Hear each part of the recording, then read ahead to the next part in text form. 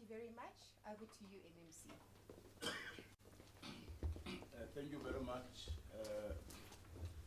Let me welcome the members of the media, the executives that are here, councillors that are here, as a show of support. Let me welcome Heidi from EMCA. Heidi has been part of City of Johannesburg programs. She covers a lot of what we do.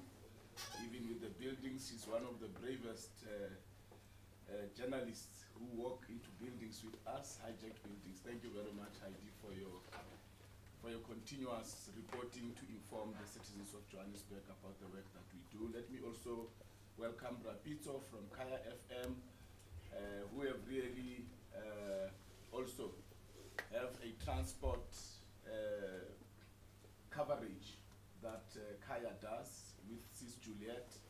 We thank you for your continued reporting to keep the citizens informed. Also, Harry and the team from Joburg online platform, they always follow us, cover the work that we do. We thank you very much. And all other members of the media who are here that I have not gotten their names, you are all welcome. Thank you very much. I want us to start very quickly with Metro Trading Company. As you would know, that there were developments in the City of Johannesburg Council where Metro Trading Company was moved from economic development to transport department. Other opposition parties have raised issues around this, but there's also been some reporting on the Broadband project, and I thought maybe we should inform the citizens of Johannesburg about Metro Trading Company. A lot of people seem not to know what it is, what is its role in the city. I thought let us give a brief overview of what it is.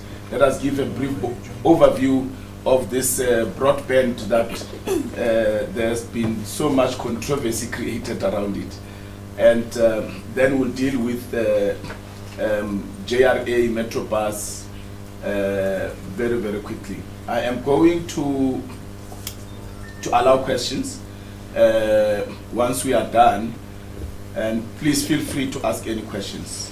But I'm also going to give just an insight into why so much interest at this point in time in Metro Trading Company and the Broadband project that has gone through processes of the city. I will hand over to the acting CEO of Metro Trading Company, Mr. Tsepo Makula, to give us a brief overview of Metro Trading Company. Thank you very much. Tsepo. Sure. Thank you very much, MMC.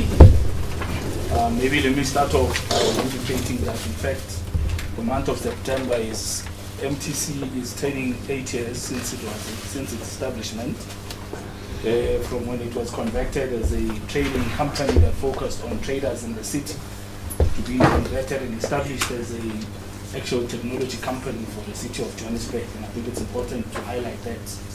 So MTC derives its mandate from the city's Growth and Development Strategy 2040, which in essence identifies ICT as a key driver in terms of technology, but also, and of course, the shareholder compact and the service delivery agenda then provides MTC with about two key outcomes that it must deliver. The one is to manage the network, and of course, the network as an asset has a lot of things that it must deliver down the chain, such as Wi-Fi, access for our communities, connecting libraries, so that our people don't have to be traveling to connect to libraries or get access to the library. So that is the first one. And of course, the asset that is attached to that particular objective is the broadband, which is of course critical that it's laid out across the city. The second aspect, or the second objective, is of course delivering key ICT programs, or being the key implementer for ICT programs within the city. And that of course is achieved through the internal skills that we have from an IT perspective, but also utilizing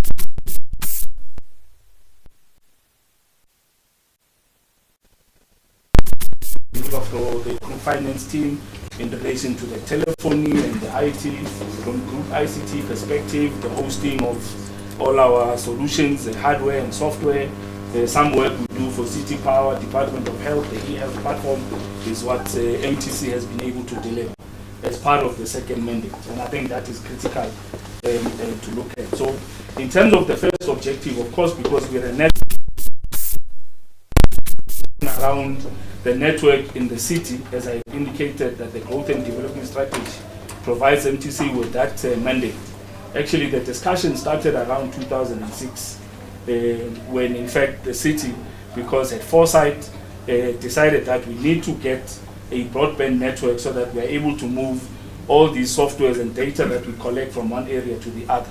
Whether you are talking Metrobus, where you have cameras, they need to be controlled at some point, and an automated fare collection system. So that discussion started in 2006. However, the city did not have the finances to actually fund a broadband network provider to lay down fiber across all the regions of the city, which is why at this point you know that all regions in the city have this network, and which is why we are able to provide Wi-Fi to all citizens, and of course to reduce the cost of ICT, but also to give access to citizens and improve the quality of life. I'm sure we're all aware of how COVID then affected the work that we normally do, and how the workplace then obviously changed, and you needed to connect online, and that is the fiber that of course has been used. However, that project, when it completed, the fiber was not, I think the administration at the time took a decision not to reinvest any capital amount in the reinvestment or in the investment of the asset in itself, which is the network fiber, the broadband, and instructed MTC to then go and find a solution that could, currently we are struggling as MTC to actually connect and provide data connectivity across certain regions. In particular, region G is one of those areas where we are struggling. If you look at our annual performance report, we are always not achieving the target of connectivity. MTC, through the shareholder, then appointed a service provider, a law firm, to conduct an analysis and look at what is the best possible option, because the city at the time had taken a decision not to invest any capital in the network. And 5 options were provided. The preferred option was to build, operate, and transfer. But however, because you'd recall that the fiber was already laid since 2013, so the build operating model in its purest form would not operate, but as part of ensuring that you increase the maintenance, but also increase the connectivity. And that model was a model that was then preferred by MTC, and of course that process then went through the board approved, and of course that meant that the asset books, in our books we have basically the money that the shareholder itself invested when the initial asset was purchased, and then of course it was transferred to MTC. That's why it's in our books, because we were then established in 2015 to ensure that we maintain the network, and we make sure that all city departments and entities then have access to this network. And that's how we have the shareholder loan. So part of the procurement process, as the preferred option, about 900 million to, of course, pay for what's already there as in terms of the asset, and then provide about 330 million as capital investment in the network itself to ensure that we upgrade the links so that the network can be at 100% availability. And then also provide about 150 million for working capital to operate the network for a period of 12 years.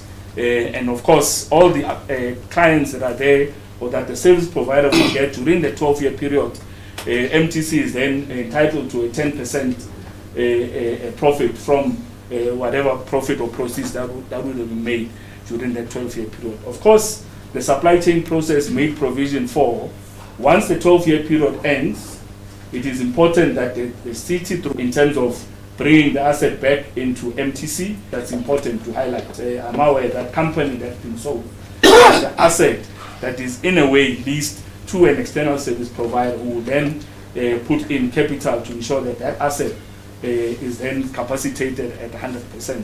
And that's a very important point to raise. So one might ask, so what do you intend doing with the 900, or what is the benefit So if you look at the books currently, the MTC books, of course we have a 1.2 shareholder loan, which of course we are unable to service adequately because we don't have the funds. The funds that we generate from projects are not sufficient for us to be able to pay the loan on a regular basis. And in fact, if you look at our financial report, and the AG had flagged this at some point, that our inability to service the loan has created interest. And of course, with that interest, AG always does not look favorably against interests that are created within, whether it's intercompany or within the shareholder. So the 900 million will really go a long way in servicing the shareholder loan, but also reducing the interest. And of course, the remainder of the balance is what we are able to cover with the profits that we are able to generate.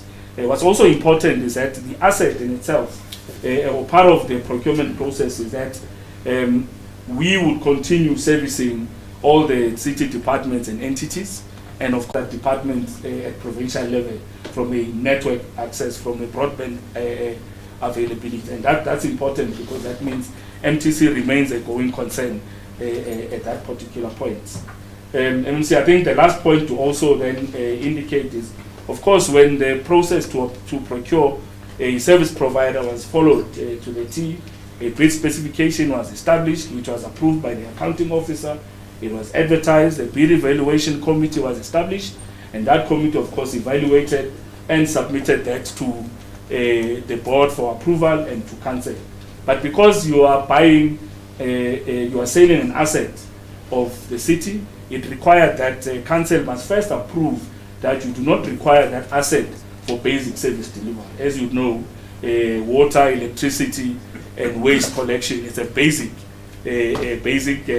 service delivery, and therefore those ones can't be sold or even provided to private sector to provide. The municipality has to provide. In this case, council then approved that the asset can indeed be sold out, and that process went there. Post that, in terms of the municipal finance regulations, you needed to, including the MFMA, you then needed to run a public participation process because you are contracting for a period below 12 years and you need the public to comment, and that process was then engaged. And of course, it's important, MMC, I think, to highlight that from the time that the broadband was a concept to its implementation to where we are today, there has been 4 different administrations in the city. And that meant the change in the leadership from time to time would have impacted on the approval of the contract and the actual implementation. And that then is, in the main, has affected the actual implementation of the broadband within the city, or the sale of the asset within the city. And I think that's an important point that one needs to raise. If you look at from 2017 to 2018, when we put out the advert, to the approval being made in 2020, there was a different administration, and the decision was made in a different administration. And of course, from time to time, you get different boards and different views about how it should be implemented. However, eventually 2020, 2021 council then approved, and of course, all the necessary administration and approval processes were then approved. And during the procurement process, MTC and the shareholder also appointed 2 law firms to do 2 things. One, law firm to conduct the probity, which is critical for a project of this nature, and then appointed the second law firm to be transactional advisors, because there was a lot of legalities that needed to be crossed. For instance, if you are disposing of an asset of the municipality, there's a particular process you need to follow, and the transactional advisors were then important to ensure that the process in itself meets the legal requirements. But post the procurement process, once the procurement was done, another law firm was then appointed to conduct probity, which means to check whether all the SCM processes have been followed and have been ticked to the T, so that at the end there are no comebacks and there are no gaps, and we can safely indicate MMC that indeed that process did meet the SCM prescripts, because we do have a final report that was issued by the law firm that was appointed to actually do the probity of the transaction, MMC. So I think really at high level, MMC, I've covered basically what we are about, and our core asset as MTC is really the network. If the network is not operational, it's not at 100%. At this stage, we are at about 72%. If you look at our last 2 annual reports, including the current financial report, we are actually not meeting the target of 100% availability. We are always at about 72%. And I think the biggest department that gets affected is transport, because BRT is really highly reliant on network availability on the systems that we provide on their behalf. MMC, I think I will stop at that. If there is anything that I've not fully covered, I can do that while it's in my floor.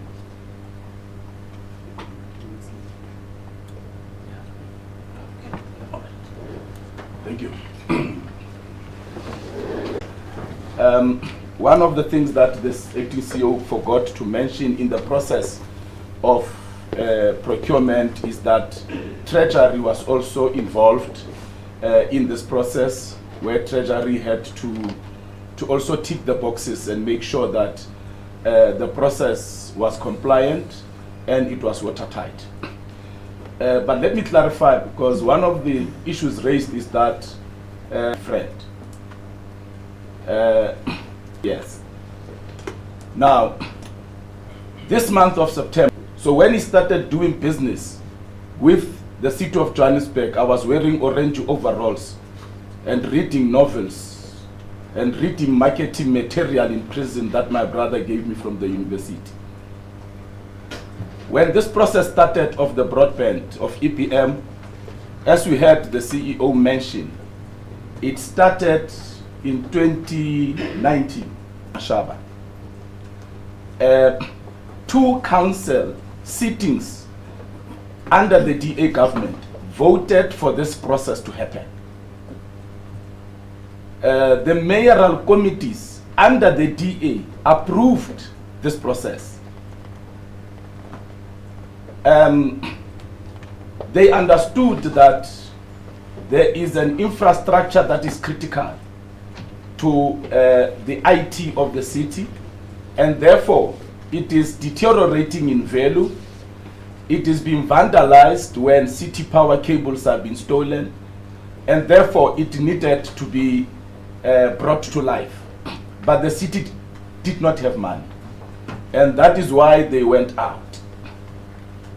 Now, one must also note that when this broadband started, an international company was appointed to put this broadband infrastructure of the city, which is Ericsson. And the city bought it back from Ericsson. So I came in 7 months ago in the city of Johannesburg. I find this process at the end.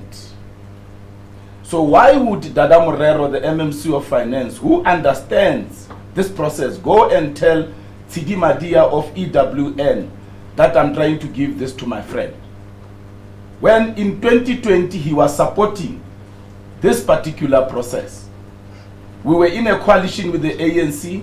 Economic development was run by Patriotic Alliance with a deployed member of the mayoral committee.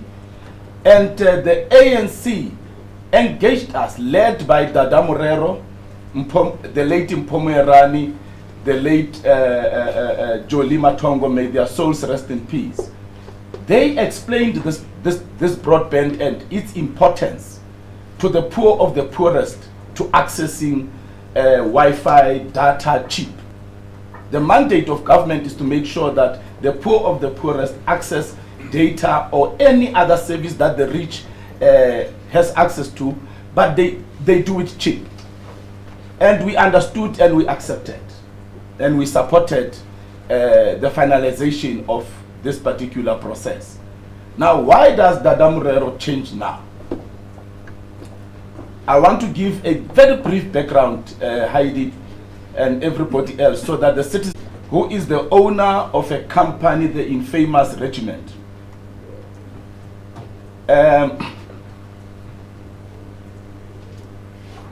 In the past, during the time of Pakistan, as the mayor, there was a gentleman called Jason Ngobeni, who worked as the head of treasury here in the city of Johannesburg.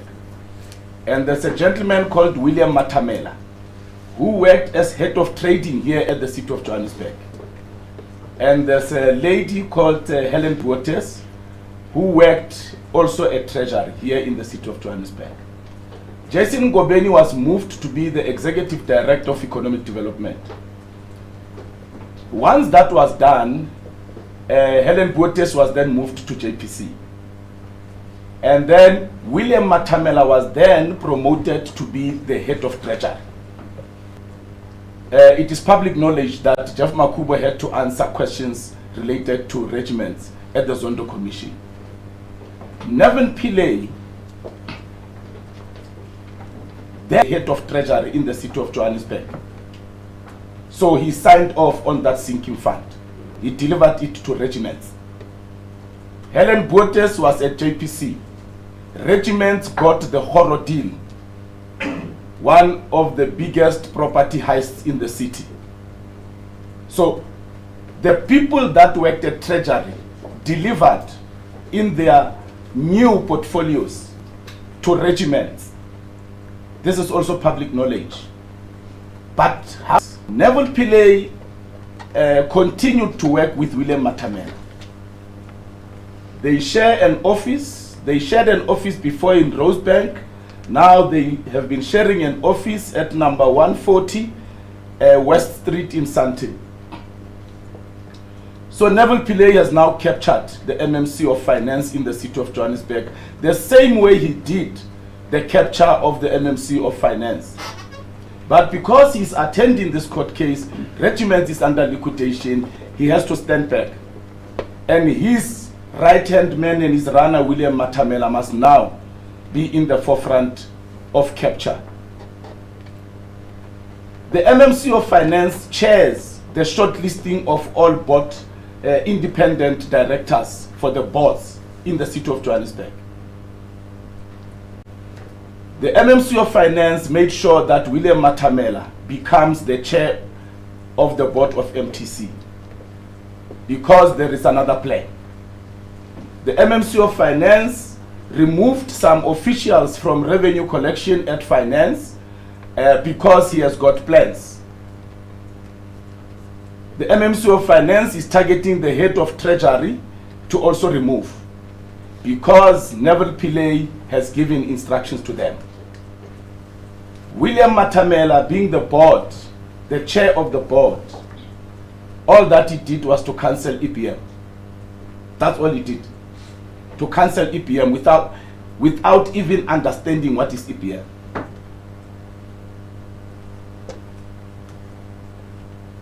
Now, when the board was removed after council resolution, William Matamela organized a meeting the following day because they wanted to pass certain resolutions so that they can tell you that they were stopped from passing resolutions. It is normal that when an entity moves to a different department, there must be engagements and the vision must be understood by the new apolitical accounting officer. Now, William Matamela convinced other board members to take the city to court.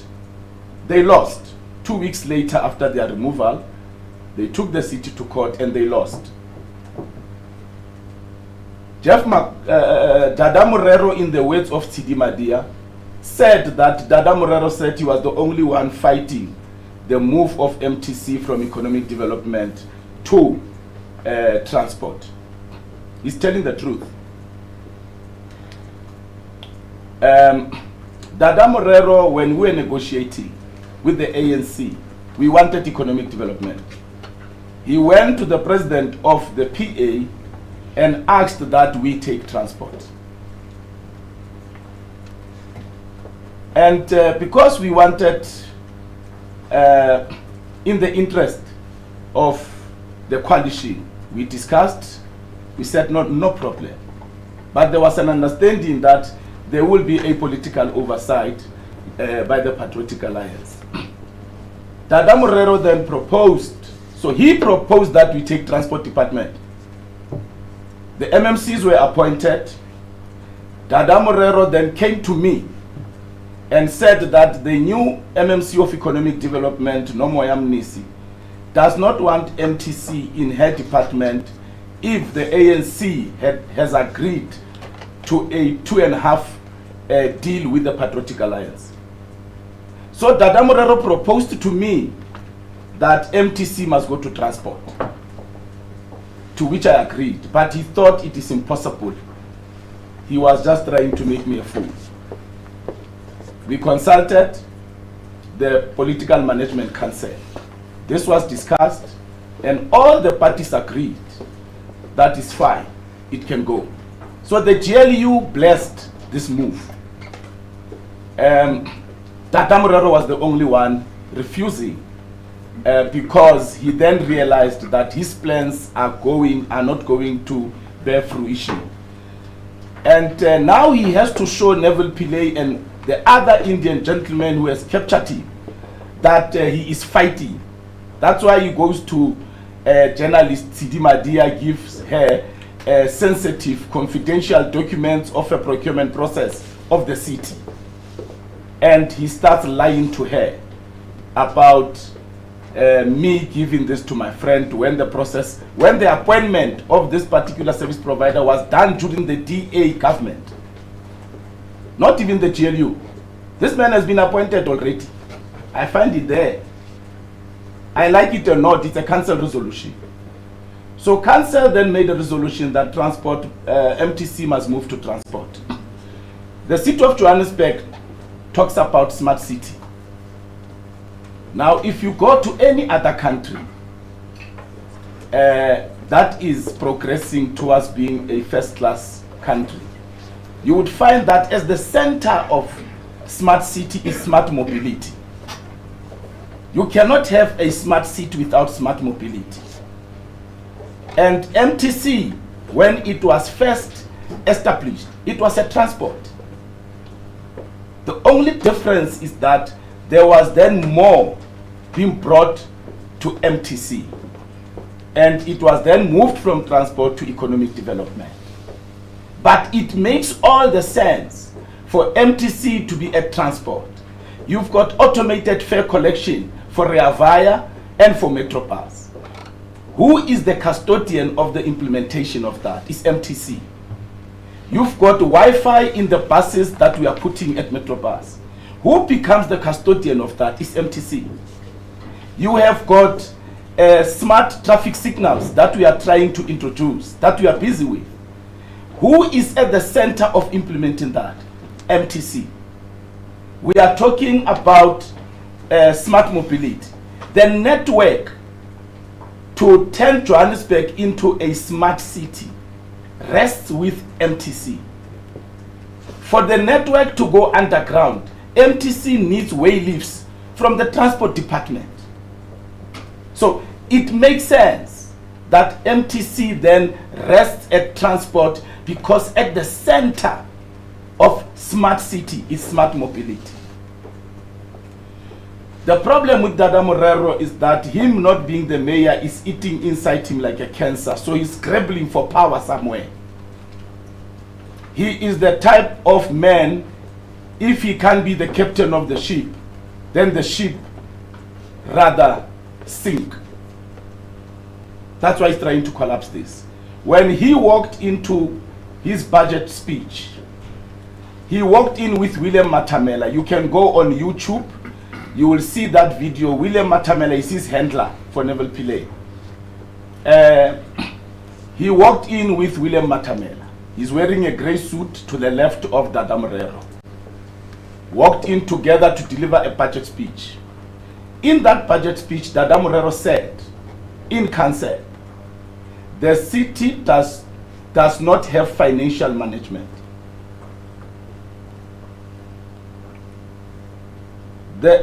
The city manager, the group CFO, got calls from banks and institutions that have loaned us money to say our money is in trouble. Your MMC of finance say you don't have financial management. They had to put together teams to go and give confidence to these institutions. If you ask the group CFO, because we interrogated him, how come the speech of the MMC of Finance has such a statement? And his answer was very clear. I heard this budget speech for the first time like you. So William Matamela probably wrote that budget speech with Dada Morero. That is why they woke up together and walked in with cheap suits into council. So I wanted to clarify these issues so that you understand that I am being attacked by Dada Morero because I am standing between him handing over the city of Johannesburg to Nevin Pillay and William Matamela the way Jeff Makubo did. I refuse. I will never do that. There will be no sinking fund happening here. That will go to these handlers of Dada Morero. There will be no buses at Pick It Up that will come from China where Dada Morero has been going, discussing businesses of the city without the official mandate by the city. There will be no capturing of MTC by Dada Morero and his cronies. Nevin Pillay must forget, he must go and focus on his case. He must forget about the city of Johannesburg. It's not happening. Dada Morero, we agreed as the GLU in a mayoral committee that no MMC must talk to the executives of another MMC on an official basis without informing the MMC, because we are different political parties, we are in a coalition. Dada Morero instructed a council of the ANC, Councillor Nguse Shame. He had to do what he was told to do. The chairperson of the region is telling him to call the executive director of transport, Dorothy Mabuza, to tell her that the MMC of Finance wants to meet with her.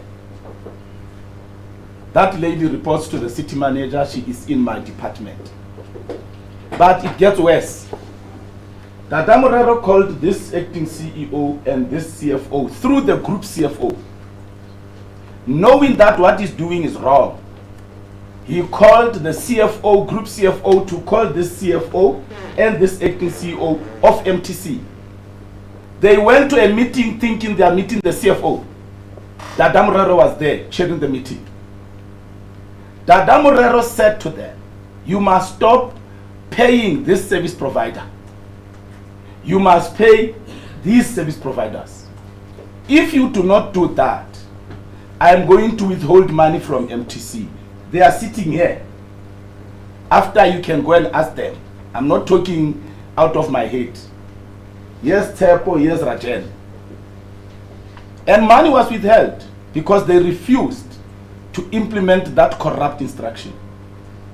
When he realized that it's not working, he then went to give the group CFO, Tebogo Moraka, an instruction to withhold funds from being dispersed to pay service providers in the departments and entities of run by Patriotic Alliance. He gave the group CFO that instruction, Dada Morero. So Dada Morero was saying to the group CFO, don't pay JRA, Transport, Metrobus, MTC, Joshko, Human Settlements. So he is in essence saying he does not care about the citizens of Johannesburg. He is saying houses must not be built, flats must not be fixed, roads must not be fixed, potholes must not be patched, Metrobus must collapse, it must not take people to work and back home. Rea Vaya must collapse. The IT system of the city must collapse, because if these service providers are not paid, they are not going to work. So this man sought to collapse the city with a corrupt instruction. And I'm giving you the name, you can go and ask the group CFO. He had to go to the city manager and say, what do I do? You are the accounting officer. The city manager went to the mayor and all of them said, service delivery must happen. Do your job. Do your job. This cannot go on. I have raised this with the political management council on the conduct of this man who works against the GLU. It is all about himself. He also told TD Madia that the Patriotic Alliance is fighting with the African National Congress over MTC. How matota. The Patriotic Alliance has no problem with the ANC. There's no fight between the ANC and the Patriotic Alliance. Tata Morero is fighting the Patriotic Alliance, not the ANC. We are working very well with the ANC. We are cruising very nicely on service delivery. There is no fight. The ANC instructed its councillors to vote for this. Just like the EFF. Just like the other 12 political parties that form part of the Political Management Council. They voted for this move of MTC to transport in council. It's a council resolution. So, I think the ANC must stop being an ambulance also, responding to tragedy. We cannot wait for Dada Morero to commit acts of corruption and then you act. The facts are on the table. You don't have to believe me. Go and investigate, go and follow up and make up your decision. The GLU's future and stability is being threatened by the greed and selfishness of Dada Morero. That's what threatened the stability of this coalition. All of us are working together very nicely. Thank you very much. I wanted to clear those issues when it comes to MTC. You will ask me questions later. Let us talk about Metrobus. Metrobus has been labeled as a useless entity that must be shut down. I remember one councillor of the DA and the Freedom Front Plus also alluded to that in council. Now, Metrobus has been established on a model of a baby of the city to be subsidized by the city for it to survive. Metrobus must collect money and make sure that it should not make profit. It should be the cheapest for the citizens of Johannesburg. And this is done all over the world. In fact, in other countries, buses that are owned by cities, people don't even pay. So, but Metrobus budget has been reduced year in and year out. And people are forgetting that there are men and women who work there. There are families that are dependent on their salaries. But selfishly, because they can't steal anything there, they want Metrobus to be closed. Not under my watch. Metrobus has got so many buses that are standing, that are scraps. There are technical challenges there. There is corruption happening, but we have mitigated that in the past 7 months. We have made sure that we stabilize Metrobus. We are now in a procurement process of procuring, how many buses? 30? Of procuring 40 buses. New buses. We are not fixing scraps. We fought for this budget and the GLU understood that Metrobus is essential for our people, especially those in the townships, to come to work in town and go back home. So we will be procuring 40 more buses. I have been informed by the MD that and the CFO that the procurement process should be finalized by the end of September. And once the appointment has been made, there will be a turnaround of 8 months as the buses have to be redone to the specifications of Metrobus. So we are also in the process now in October of installing Eye on the Bus. Yes. In more buses. There are buses that already have cameras. We call it an Eye on the Bus, precisely because some of the drivers take money into their pockets. So the city is not generating enough revenue. So we are putting cameras in the buses, but we'll also be installing Wi-Fi. Some of the buses have. We have already started this process from the beginning of August. So we are making sure that Metrobus becomes a world-class bus company that should make it easier for our people as they drive home or drive to work. So everyone, we will launch that during the month of transport, which is the month of October. We are launching those. We have appointed inspectors that are now going to also assist with the inspection of buses. to mitigate precisely the loss of revenue. So Metrobus will be able to generate more revenue, will be able to buy more buses. The life of a bus in terms of international standards is 8 years. Metrobus has got buses that are 24 years old. It has got buses that are 12 years old.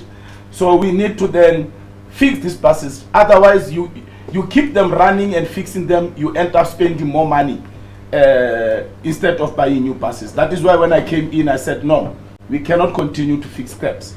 Let us go and look for a budget and let us buy new buses. CMT I've covered. Have I left anything? AFC system. Oh, we are also installing what we call AFC, which is automated fare collection.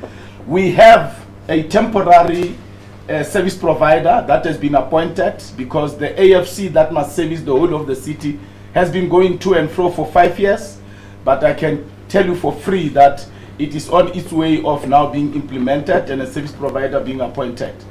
But Metrobus, because of the agency, appointed a service provider through MTC to implement a temporary AFC. What that means, in fact, this AFC you would hear when we launch it, is the first in Africa. The only institution that has it is Gautrain, where you'll be able to pay with your card. We want to go cashless so that we maximize revenue collection for the city of Johannesburg so that we can do more service delivery. When I came in February, I found a very troubled JRA, administration-wise and service delivery-wise. We had several meetings with the teams. I instilled a new sense of work ethic, and I'm seeing the results.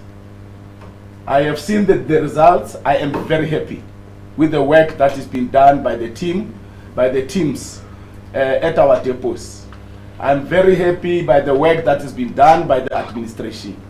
Very, very happy. There's more that needs to be done. Let's start with the traffic signals. We have a problem of vandalism and also traffic signals that end up not working. Load shedding has become the biggest challenge for all of us with traffic congestions because the traffic signals are not working.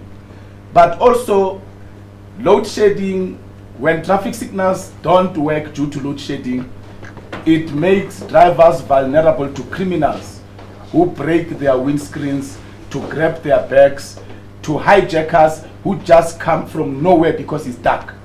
So we then said, how do we mitigate this? The first company was consulted. The HOD and the team had discussions with Investec, and ours was very simple plea. Can we plug in traffic signals close to your building, to your generator, backup generator power? Investec agreed. We launched that. That is why you see during load shedding, Greyston and Rivonia, Greyston and West Road South is forever on. But subsequent to that, more companies joined this excellent initiative. Where is that document? And I think it's only fair to name them, because I made a call to the private sector to join us in assisting the citizens of Johannesburg. So I'll quickly go through the companies that we have already responded. We have signed the SLA, we have implemented. The traffic signals close to their buildings are not going off during load shedding because these companies have given us access to their backup generators. But there are also other companies. We have signed the SLA. What is pending is for us to implement now so that the traffic signals do the same. At least I'm a very transparent man. Vodacom is on board. We have done. Elia Trust and Sasol Pension Fund, Growth Point, Vodacom. The reason I will mention the company several times is because they are doing different traffic signals around their buildings. They are not doing one. Standard Bank, Waterfall Common Services Company, Waterfall Common Services Company, Waterfall Common Services Company, Waterfall Common Services Company, Waterfall Common Services Company, Investec, MTN, Discovery, Holland, Growth Point again, Southern Place Investments, Eagle Fort, Elia Trust and Sasol Pension Fund, Standard Bank, Old Mutual Insure is coming, Blue Label Telecommunications is coming, Rep Fund is coming, IQ Business is coming, Standard Bank is coming, Legacy Corner is coming, Sub-G is coming, K2012 is coming, Montauk is coming, Momentum is coming, Sanlam Developing Markets is coming. So these are the companies that have responded to our call to make their backup power available to our traffic signals so that we can assist the citizens of Johannesburg.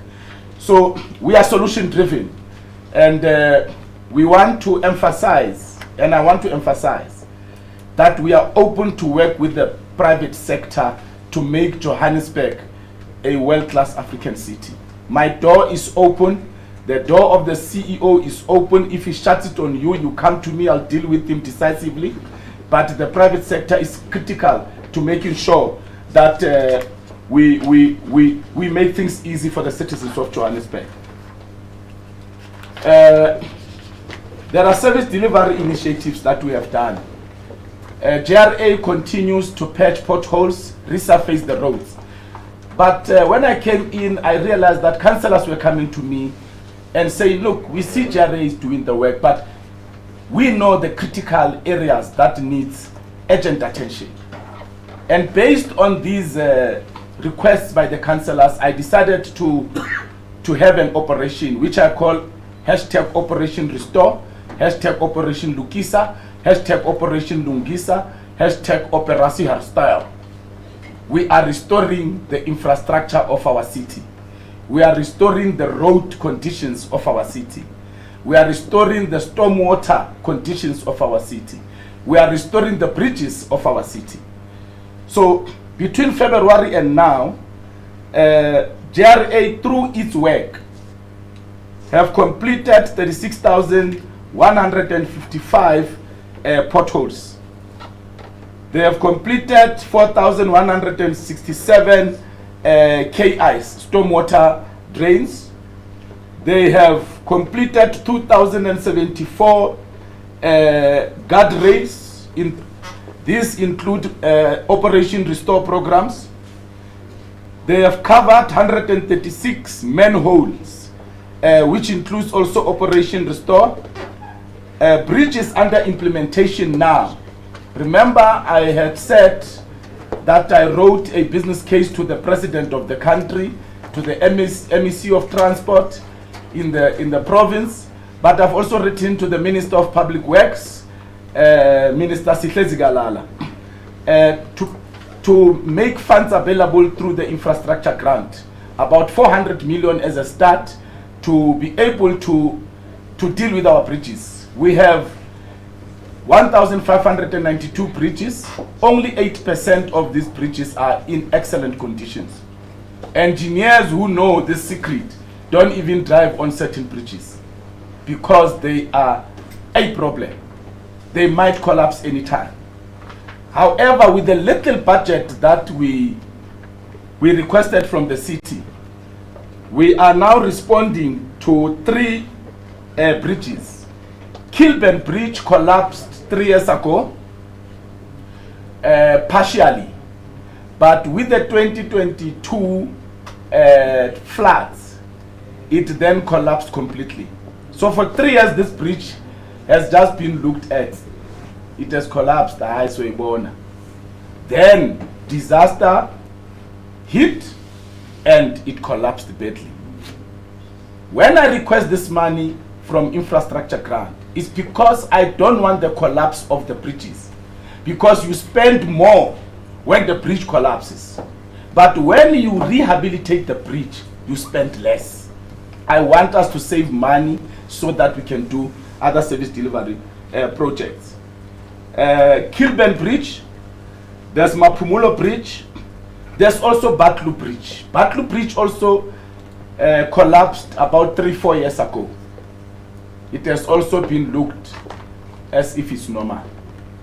The service providers have been appointed for Kilburn Bridge. They are busy doing a site, what do you call it? Site establishment. They are finalizing the contractual issues, and we will launch it in the month of October, which is the month of transport, where they will then start with the construction of Kilburn. Batlu, we should have started by now. The service provider was ready to do a site establishment, but the community there wants us to start with the lower bridge. But the budgeted bridge is the higher one. But the reason we are starting with the higher one is because we are busy with planning and designs for the lower bridge. So the community is stopping JRA from assisting them. They say start with the lower bridge, but we are telling them the lower bridge, we are busy with the plans and the designs. You don't just fix a bridge. There must be experts involved. I'm going to engage with that community and the councillors to allow us to fix that bridge, so that by the time we finish this one, the designs are now finalized for the lower bridge, and we can be able to also do that one. So we are just waiting for more money. Give us money to fix all the bridges. Let us not wait for disaster to happen. Operation Restore was launched in Eldorado Park. And we have since been to Cosmo City. We have been to Orange Farm. We have been to Region E. And we are going to Deep Slot on Monday. We will be doing road resurfacing, patching, and blocking KIs, and doing all sorts of work that we usually do when we do Operation Restore, Operation Herstel, Operation Lungisa. So we'll be in Deep Slot, where we'll also be doing cabbing, repairing guardrails, footway repairs, repairing of potholes, road markings, and clearing of open channels. So outside of what JRA does every day, with the Operation Restore, JRA has fixed potholes on that operation. Remember, I said they did 36,000 by themselves with their day-to-day work that they do. But what we have achieved with Operation Restore, Operation Lukisa, we have repaired now 39,616 potholes from March to date. In 6 months, that's the work that we have done. And that does not include the work that we'll be doing in Deep Slot. From Deep Slot, we'll be moving to Midrand and also to Ivory Park, and then we'll be coming back to Region G and Region C and other regions. There is a bridge that has collapsed in Cosmo City. It did not really collapse. There was a collapse of the stormwater. We have now stabilized the integrity of that bridge in Cosmo City. We will now be building the cement wall and finalizing the work there. There's a street in Cosmo City. What's the name of that street again? Central African Republic. Central African Republic. Cosmo City has got streets named after countries. So when you go there, you go to a country. There's Brazil also. So that street was so bad that we had to remove the whole road infrastructure so that we can start afresh. However, we need to do designs for stormwater so that we fix in the long term, not the short term. But because of the crisis of the community, we have now decided that we are going to do a bit of asphalt overlay so that the road is drivable. whilst we are finalizing the designs to come back and fix that road so that it does not go back to the condition that it was in. Through the Operation Restore, Operation Lukisa, Operasi Herstel. There's been a partnership with Discovery, with Pothole Patrol. Discovery did not just complain, but they came on board to work with the city of Johannesburg. I asked the team that we enhance that partnership because it is not costing the city, but they are responding to potholes. And we want to thank Discovery because they have been truthful. In the month of June, they took out a press statement where they said that in the city of Johannesburg alone, they have recorded a sizable decrease in the claims due to potholes. That is giving confidence to the work that we have been doing from March and the work that they have been doing to assist the city in making sure that we mitigate potholes. But I must indicate to the city of Johannesburg residents that the biggest problem is road infrastructure and our mining underground.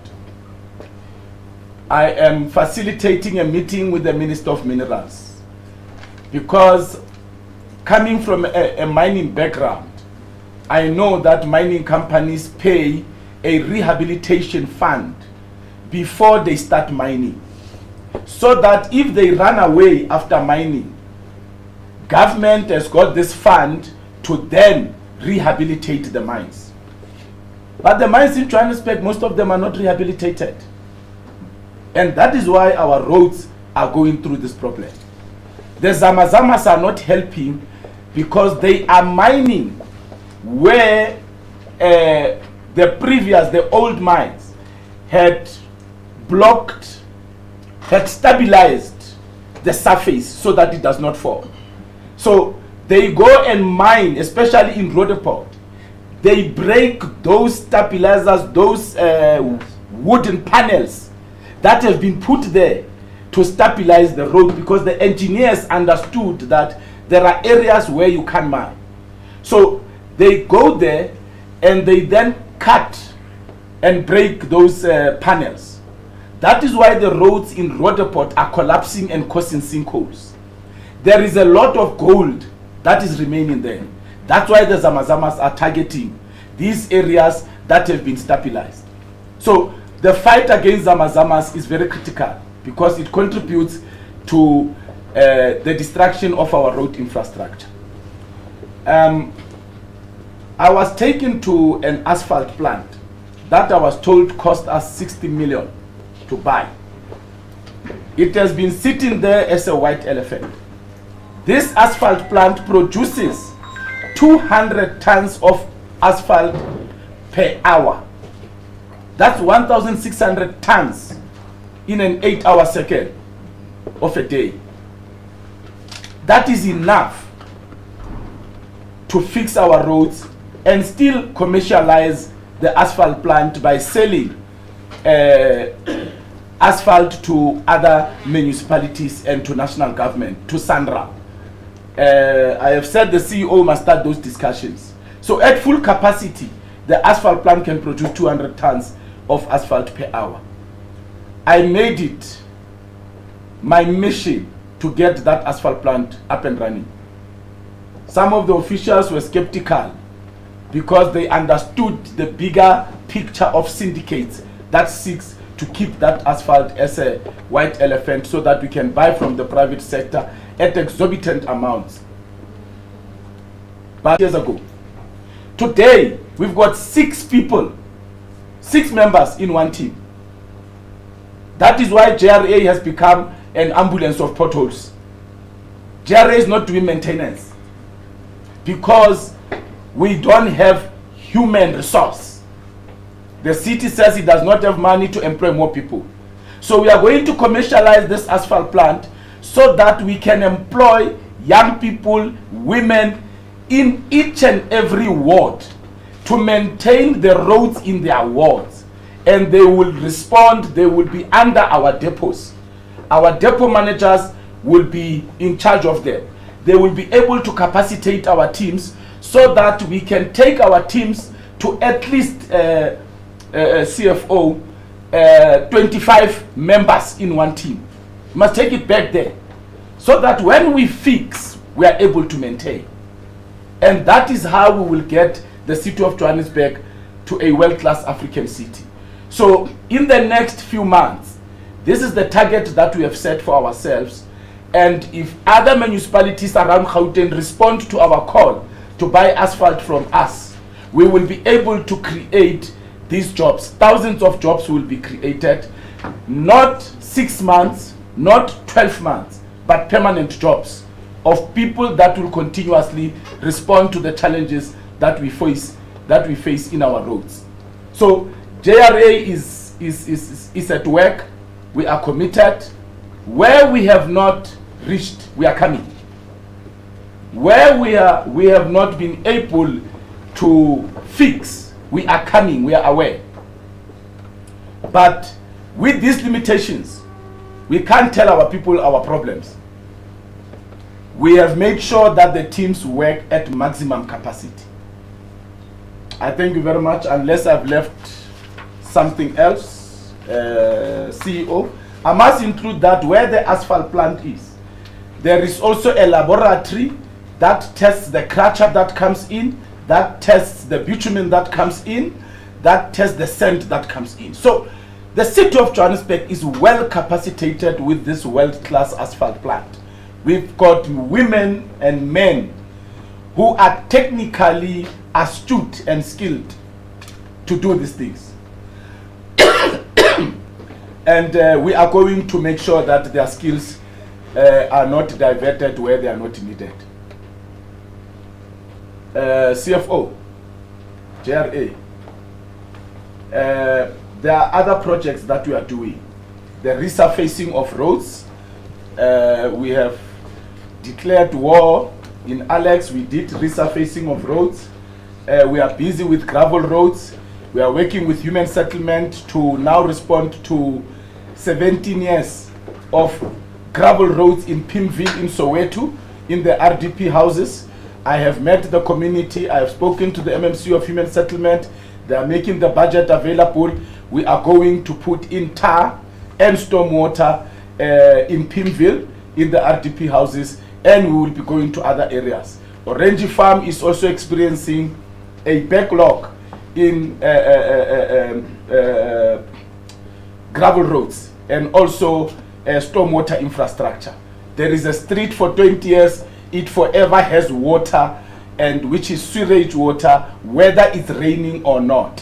One of the councillors' gate is right in front of that water. Young people, there's a creche next to that street, and we have requested an emergency budget to respond to that. Our townships, when they have been built, the design and the stormwater design are pathetic. That is why in the townships we experience floods. So these are the issues that we are correcting as the government of local unity. We are committed to service delivery, and we will not be deterred. We will not lose focus because of side issues of some of those who are greedy and are selfish. Thank you very much. We will now open for questions. Thank you very much, MMC. Your media conferences are always very well attended, and at a stage I could really hear a pin drop from all the jam-packed information and revelations.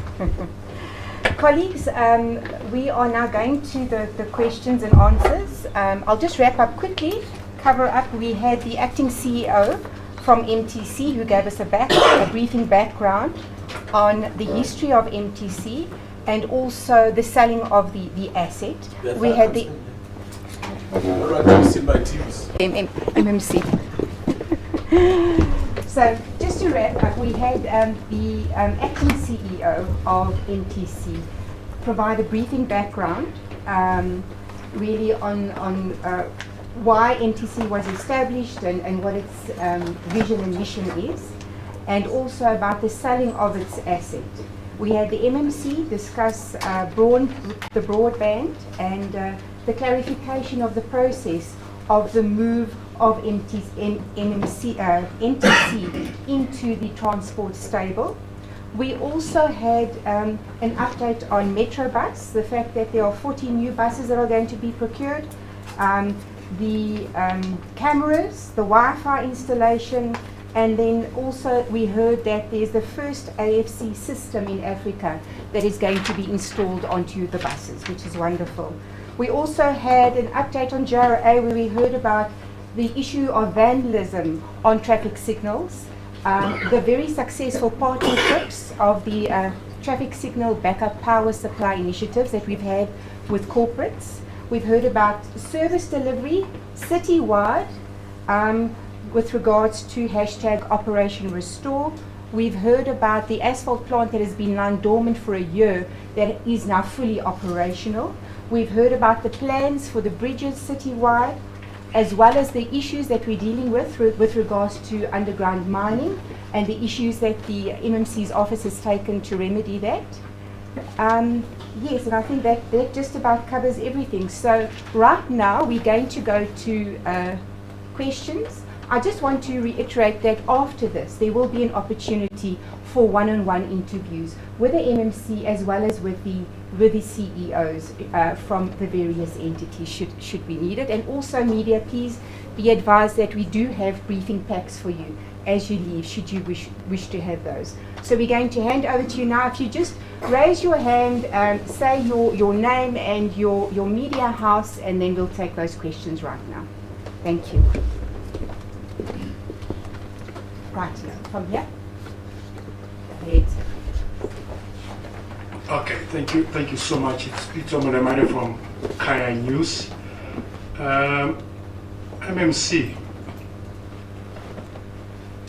where are we with regard to allegations that MMC Dada Morewa was planning or threatening to block funds from going to other entities of the city? Another question: what meant priority being diverted to the lower bridge? What were their reasons? And the last one, quickly, it's good to hear that the city is planning to change Johannesburg region or the city itself into world class. MMC, when are we going to see a project to clean the Joburg CBD? It's shocking, MMC, it's shocking. I mean, everyone can agree with me. We used to go to Joburg CBD with pride. Nowadays, you can't even. I mean, we were together, MMC, on Monday. A building, flats, are used for harboring criminals. 3 people were killed on Sunday, MMC, and apparently the alleged killers, you know, they ran into that particular flat. But when are we going to see that, MMC? I mean, if you go deep into the CBD, MMC, it's so shocking. It's filthy. So the plans to have a world-class city, I don't think that will have it as long as Joburg CBD and other townships are like that. Thank you, Pitso. Shall we take another line of questions, MMC, or do you want to respond directly? Respond to these ones. Okay. I presented this matter to the Political Management Council, which is chaired by the Regional Secretary of the ANC in the city of Johannesburg, Sasabona Manganye, and he has promised me that he will take it up, he will investigate, and he will take it up with the officials in the region. So that's where it is. I'm still awaiting that response. I raised it in the PMC last week, so I'm giving him a chance to be able to conduct that investigation and then come back to me. Batlu residents, their view is that we should have started with the lower bridge. Probably because the lower bridge is the bridge that they access whenever they are leaving. Is that the case? Their homes. Yes. Yes. So, but unfortunately, the process of appointing a service provider for this lower bridge, which also collapsed a service provider for the upper bridge, the designs were already there for the upper bridge. So it was implementation. But I will engage them and the councillors. There is a councillor that has been saying to me, can you please come so that we can discuss this bridge thing. So the team has also asked me to intervene. So I will intervene because the service provider is ready. The cleaning of Joburg CBD, the mayor has appointed what we call a sub-mayoral committee on Joburg CBD specifically and surrounding areas. It is made up of the MMC of Human Settlement. As you would know, that Joshco owns certain buildings. The MMC of Economic Development, as you would know, JPC owns certain buildings. The MMC of Public Safety, as you would know, that EMS is the one that assesses these buildings, and JMPD is the one that has to enforce bylaws. The MMC of EISD, as you would know, that pick it up, then would then have to come up for cleaning. The MMC, the mayor indicated to me when we were in council that he's going to include me because road infrastructure is also at the center of the rejuvenation of Joburg CBD, but also perhaps because myself and the MMC of Public Safety have declared war on these hijacked buildings, unapologetically so. Look, this sub-mayoral committee that the mayor has appointed will then focus on the cleaning, the mitigation of the hijacked buildings. It's very painful. Heidi was there when we took the media into one of the buildings, Vanille Court, just to show them the conditions there. We are trying to make government to be proactive and not be an ambulance or a 10-111. National government has become a 10-111. Many municipalities have become 10-111, ambulances. Something wrong must happen. And we are saying, let us fix before something wrong happens. Let us evacuate these people, take them to the shelters, get these buildings renovated, get in people that can afford. That's what we are saying. But at the center of this also is the mass deportation of illegal immigrants. Is the mass deportation of illegal immigrants because they make this business lucrative. They can't buy houses because they don't have papers.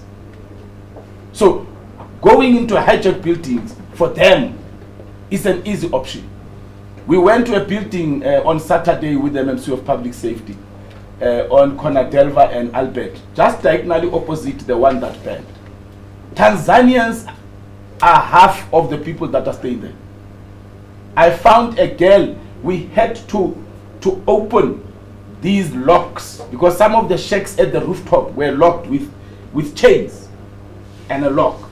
We had to, I only know the street or the street language for this thing, Makamisa. We had to use Makamisa. The last shack, my brother, we found a young girl of about 18, 19 years, locked in there. And she is from Kwakwa in the Free State. A Tanzanian national called Omari locks her every day when he leaves. When he comes back, we checked her hands with the JMPD officials. She's using Nyaupe, so she doesn't leave the shack. So who's bringing drugs? Is the Tanzanian national. Feeding her, gives her food, gives her drugs. So he has turned this young girl into a sex slave. I looked for that Omari. When I found him, in the mix of evacuating people, he disappeared, and all other Tanzanians disappeared. So This is the problem that we are dealing with. Human trafficking that is happening. And then you have NGOs that say, no, you can't take people out of buildings. But the media saw what the NGOs are fighting for. Normal human beings cannot stay in those buildings. You were there, Brapito. You saw that. It's inhumane. It's an insult to fight for people to stay inside buildings. So we are committed as the GLU, as the government of local unity.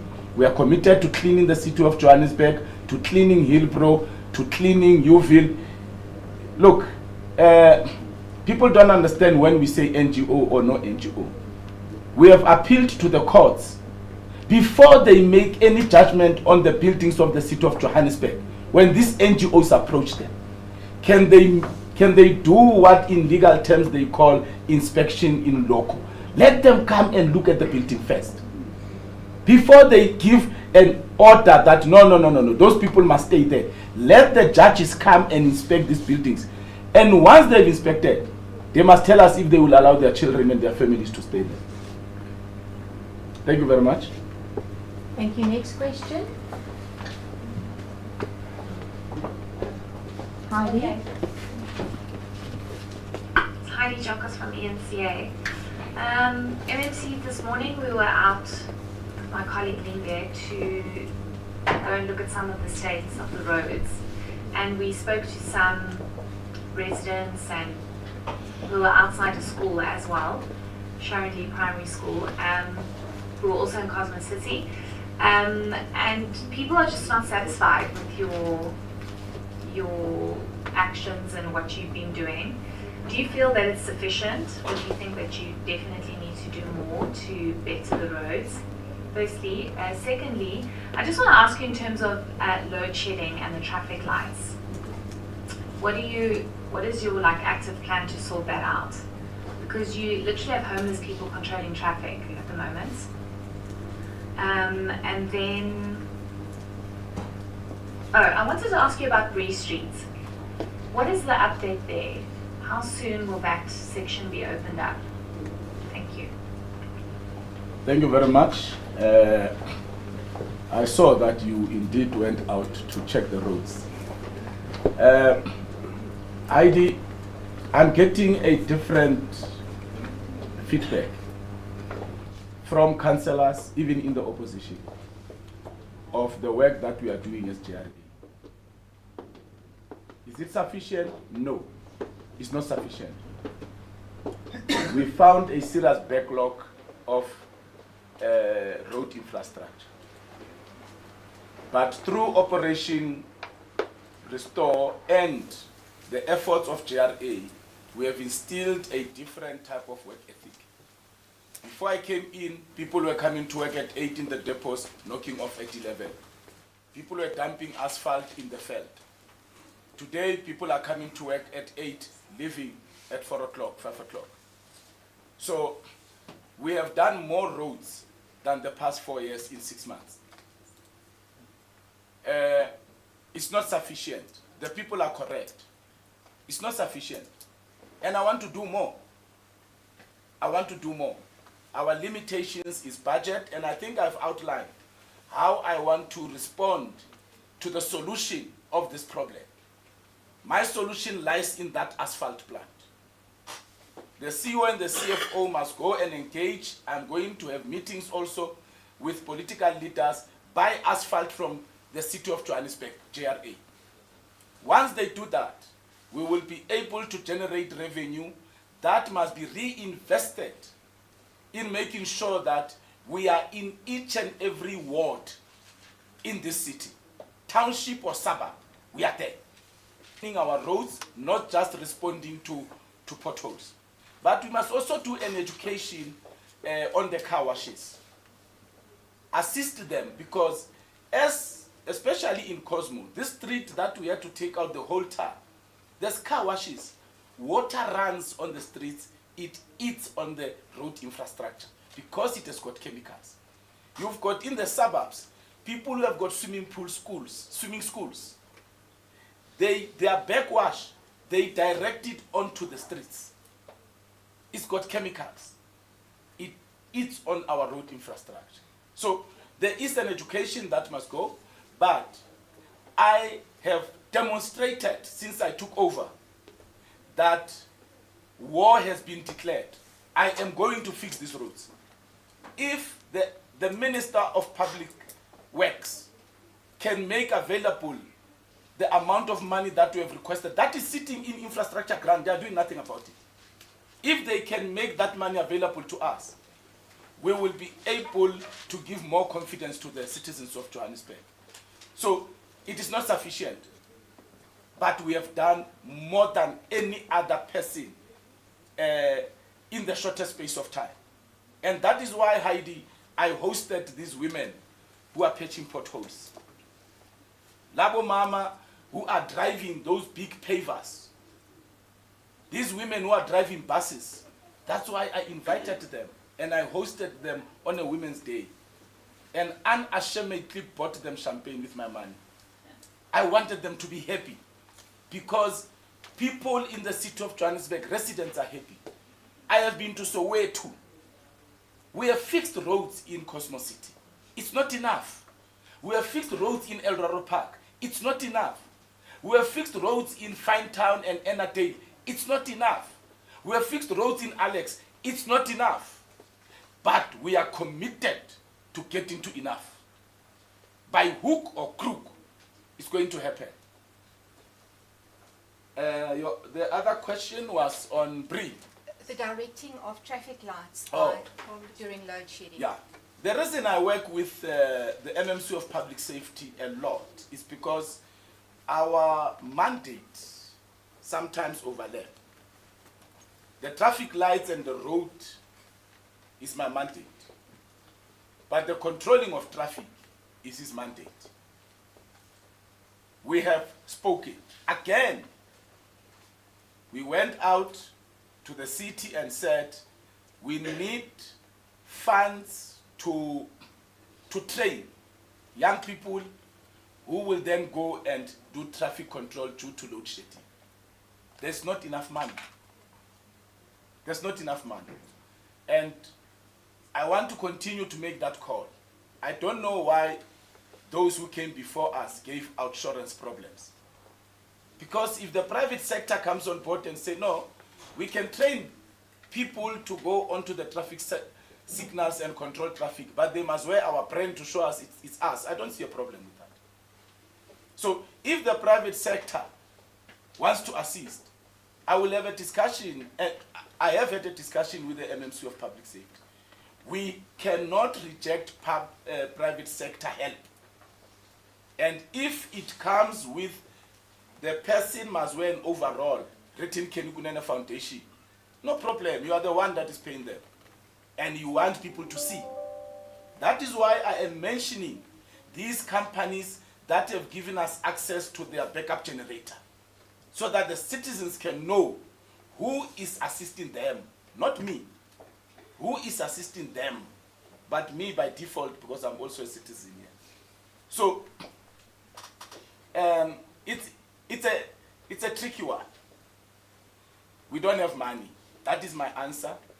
But also, some of the motorists encourage it because they say it helps them. I have tried to remove some of them. And the motorists said, no, leave them. If you can't bring people here, leave them. So, yeah, let us see how the private sector helps us, but when money is available, we'll be able to train people to do traffic control. Unfortunately, JMPD can't do all the traffic signals. There's so much on their plate already. Bree. Yes. Where are we with Bree? I know, Heidi, that from the brief that the team gave me, that a consultant has been appointed. The consultant has been on site, and I think they are busy now with the designs to fix the road. Remember, we are not just doing Bree the way Bree was. There's a lot that is underground, so the consultant has to bring electricians so that they can come and see the damage caused to city power infrastructure. We have to bring experts, construction experts, pipe in pipes, because there's Joburg water pipes underground. We also have to bring gas experts, of which we have already. They've been part of the process since pre-happened. So a consultant has been appointed. I was informed at JRA. Now the consultant is busy with the designs. That's where we are. Thank you, MMC. 20 million has been made available as an initial amount. That is why the consultant was appointed. And obviously more money will be made available. The province has committed that it will make money available, but the consultants must now do the designs and everything so that more money can then come in for implementation. But BRI is a priority. We are prioritizing it. It's a busy road. It's critical. Anything else? Ah, no. I must clap to myself. You see? But EWN, I hope that you have caught the truth about MTC. I like TD a lot, but I think that if she had behaved like a seasoned journalist that she is and not got excited, she would have established the facts that I gave here. That this process was started by the DA government, that the service provider was appointed by the DA government, that I came here at the end of the process. I am going to request a one-on-one after this so we can discuss it a little bit more further. No I just problem. don't want to put my colleagues through 10 or 15 questions on MTC on the meeting. No, you can put them. The citizens are listening. I don't hide nothing. No, it's not that. There are very specific questions that I think would make more sense for one-on-one. Okay, no problem. I gave her an opportunity publicly. She wants one-on-one. Yes, No problem. it was offered after this that we can arrange one. Okay. No, it's fine, no problem. Thank you very much to all the media houses that are here. EWN, Kaya FM, ENCA, who else is here? Joburg. Soweto TV is also here. We want to thank you. Who else? Kaya FM. Lava is in Jaza. Yes. There is money you mentioned that you said it's sitting on infrastructure grant. Yes. You said it's sitting there. It's sitting there. They are not using it. What is holding it there? Treasury makes money available to an infrastructure grant for emergency projects, also for disaster. There is a disaster fund, but this one is specific for infrastructure collapse. So the grant is there. They return it to Treasury every year. I'm assisting them. We've got work for it here. Since April, I wrote to them. The President, the MEC of Transport, and Public Works Minister. The MEC of Transport came back to me. She does not have money. She will elevate it to the Minister of Transport. That's all response that I got. I'm waiting. But when a bridge collapses, Heidi, when a bridge collapses, you see I'm saying it now. I said it in April. Let us fix the buildings. We went to Vanille Court. They did not listen to us. We were crucified. A building collapsed. They wore their best suits to come and stand in front of your cameras. I'm telling them now, bridges are on the verge of collapse. Give me money to save the lives of the citizens of Johannesburg. They are not responding. When a bridge collapses, you will see them coming with their best suits again, shocked that the bridges are collapsing. But I've been telling them from April. I want to put that on record. I've been telling them from April. So when a bridge collapses, I will come and say I am vindicated. People said when this building burned, not me, people on social media were saying, Kenukunene want us. You did not listen. Now here's a building. Now we are telling them again, there's an infrastructure grant, there's no need for an audit. We know the buildings that are hijacked.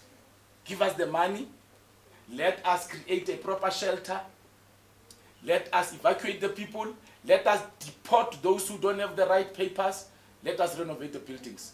The city will generate hundreds of millions in revenue after we renovate these buildings. Even those that will be done by the private sector. I am meeting families, black and white, that have reached out to me and said, here are our title deeds, our buildings have been hijacked. The court say we must give these people alternative accommodation. I'm a private person. How do I give 500 people an alternative accommodation? So this law on properties and evictions, it has encouraged hijacking of buildings. This law is criminal. It supports criminality. So when a bridge collapses, ask them, but Kenukunene told you, because they will be running, leaving meetings, coming with their suits and taking over, not even respecting our mayor, making as if they are the mayors of the city of Johannesburg. It has happened twice. It will never happen again when I'm here. The mayor of the city of Johannesburg will never be undermined by anyone from province or national. Never allow that. We must respect protocol. And in closing, there's a party, I don't know which one, because two parties are fighting that they are the ones that put a motion, so I don't want to mention them. But they are laying claim to this thing. And then I came in, I was told that, hey, William Nicol is supposed to be changed to Winnie Mandela. Hey, but this thing has not been happening. For how long? Since 2019. Council has approved, but they are not implementing from 2019. And here, I said we are implementing. Me. Not any person. Me. I said we are implementing. The MMC of Community Development, MMC Makwenchu, came to me and said, Baba, hey man, this thing, I said, don't worry. We are working together on this one. So, on the 26th of September, I think it's the 26th, the birthday of Mama Winnie, we will be unveiling the change of name from William Nicol to Winnie Mandela Drive. Rightly so. Proudly so. And there are other streets that are going to follow. We are going to bring motions as the Patriotic Alliance to council to change the names of roads like Louis Botha, Hendrik Potgieter, and the others. We will leave the names that are fine. But the names of the colonizers and the oppressors must be changed. We can't celebrate the people that have caused us pain. We are going to change those names. That is why I made sure that Winnie Mandela happens. As we speak, the signs are being put up on top of William Nicol. They are covered. We are ready to have Winnie Mandela working in Santi. We are ready to have tourists when they come here. They say, I'm on Winnie Mandela Drive in Santi. I'm proud of myself, but I'm also proud of the two political parties who have taken this. Thanks everyone. If you can also just move out quietly so that we've got time for the one-on-ones here and then it's quiet enough just for the one-on-ones. Thank you very much.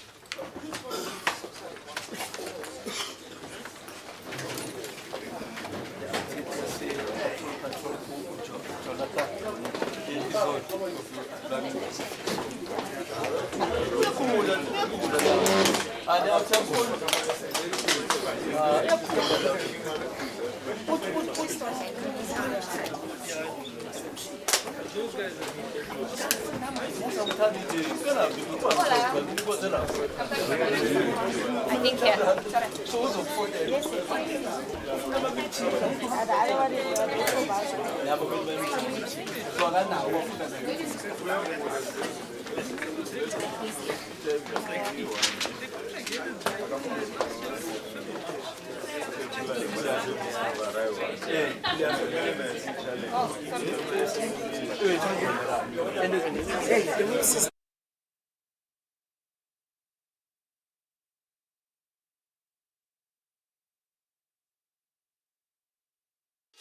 Hey,